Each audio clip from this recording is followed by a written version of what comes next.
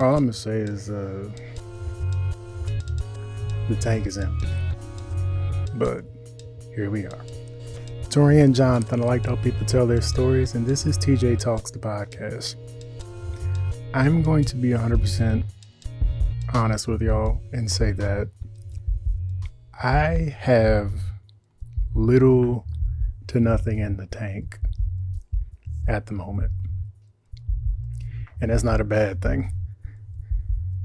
It just means, well, A, I'm thankful that I realized it. And then B, I know how to fix it, but I just have to communicate that to everybody. For instance, with this podcast, the only thing I had written for this week was it's okay to take breaks. Nothing came out. Taking breaks are okay. And then it realized you need to take them before you need them. That's a very big part of it also. But right now, I'm in the midst of, I know I need to take a break. Like I just started working and then immediately, I'm not sure what could have been the cause of it, but I realized that could be a good topic for this week. It's okay to take breaks. Don't let anybody tell you that's a bad thing. I've always been anti-hustle culture, where you're always grinding, always working, always doing X, Y, Z. The moment you're doing all of that, something's getting forgotten. And this goes for everybody, not just artists, not just business people. This is just a people thing. If you're focusing all your energy on one thing, something is getting forgotten. And I am a big person when it comes to take care of your health first. You only get one body. You only get one of these. I remember I've said that in a prior episode already, but you only get one body. You only get one of these in this form. So take care of it and treat it like the temple that it is. Once it breaks down, there's no fixing it. So take care of it. And hustle culture is anti taking care of self, I've learned.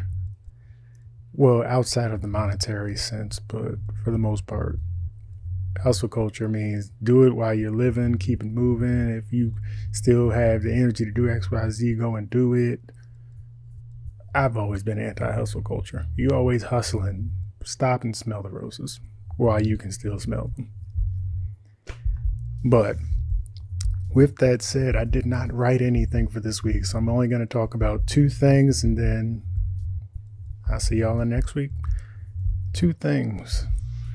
Thing one, recognize when it's time to sit down and take a break. I literally had to sit with myself on Sunday after I just photographed my nephew's 4th birthday party. I was photographing and I enjoyed myself. I love capturing events. That's what I love to do. Been doing it my whole life. Even before I got the big cameras, I've been doing it my whole life. I love capturing events, be it for photo or for video. Just means I got to have different tools on hand. But after I captured that, I didn't realize I was running on E. Like I've been feeling great ever since I've had my infusions, and then everything finally started to settle in. And then I'm on my long-term medicine now. And once that finally started to settle in and I stopped gaining weight because, well, steroids, I stopped gaining weight, and then I got to a level place, and then, okay, it's starting to come back down gradually. As that started to come back down, weight started to do all that, I've been good. I feel what normal feels like now for a 29 going on 30-year-old. I felt good. So now I can really tell because of, well, the difference, my battery. Before any of this, I always felt like I was waking up and starting my day at 60%, not 100, always 60. And then I'd be down to 20 before 2. So I'm used to that. And now lately I've been okay. I wake up for the day and feel about 90%, depending on what side of the bed I slept on. The bed is amazing. I'm not going to blame Sleepy. Sleepy does his job. But I wake up and I can gauge whether or not I'm at 90, 99, or 87. Haven't been in the 60s. That's a blessing. But the day after I shot my nephew's birthday party, it dawned on me how long I'd been on my feet that day.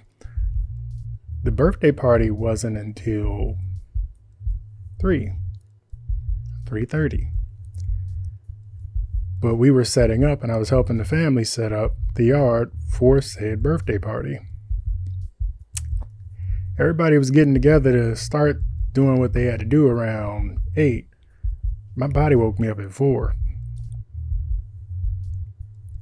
And I've learned me now, if I wake up that early, one of two things are going to happen.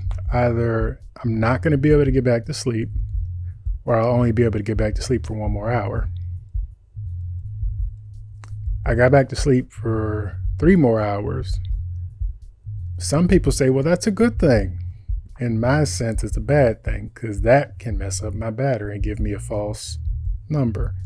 Like, remember how I said I can tell when how I wake up now based off my battery? That Sunday, I had been working off false numbers, indicators, signs that you need to know about yourself, but you have to slow down so you can know when those numbers are off. I didn't know my numbers were off, so I just operated as normal. It's like, okay, I got 3 hours of sleep. Not a good thing. Like, I get my 2, maybe my 3, correct my 1, maybe my 2. When I get 3, numbers off. Got my numbers. We got up and we got to it. I got everybody breakfast and we put the whole yard together. Came back, freshened up, and then went over there to actually shoot the birthday party. Everything was said and done. I'm usually good to go post an event where it wasn't that strenuous. I came back and went to sleep. And that's when it dawned on me, my numbers were slipping. Like, I'm still learning what my numbers are now. So when you weren't paying attention to it, okay, that's a sign. That's 1. 2, I have been asking and clamoring for work for the entire last year. This is still my first full year of full time with my business. But then I also realized I'm still working out what are my standards, what are my go-to processes, what are my go-to prices, what are my go-to timetables, what are my go-tos. So I got an inquiry for some work. At one point, they still had to flesh out what the work was. It's like, okay, cool. But I got a deadline prior to even me sending out an invoice or me giving them a number. Still brand new here, so should have seen something there. But then it dawned on me when we finally touched bases, or I finally heard back from them, I would not have enough time for the original number I quoted to fulfill their project. And then it dawned on me that not all money and all opportunities typically line up with the right timing. I would have loved to have taken on said project But again, about those numbers, I'm trying to get back to my baseline that I know I have now. And hence, this all comes full circle on the, while I could do it and I could make it happen, it would not be my best effort. And should I give less than my best when you're starting, when you know you can do better? That's when it dawned on me, okay, take care of you first. You only get one of these. Take care of you first. Convey that message to the client or your potential client, and then just be real with yourself. At 29 years of life, I've learned if you're always being real with yourself and the people around you, good things happen and people tend to understand. And if they don't, it is what it is. You probably didn't need them in the first place. So stick to you. That is all that I had to say this week. And I'm going to be perfectly honest here. It was pretty good considering the only thing I had written for this week was the title. Don't forget about you. Take care of you. You only get one of these. Take care of it. Tori and Jonathan. I like to help people tell their stories, and this is TJ Talks, the podcast. See y'all next week.